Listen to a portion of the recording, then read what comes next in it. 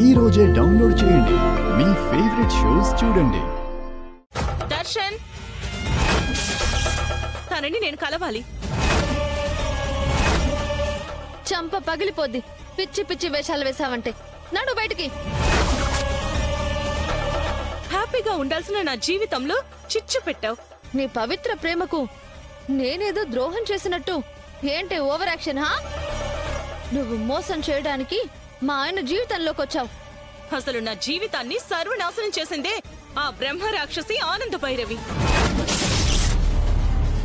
నిన్ను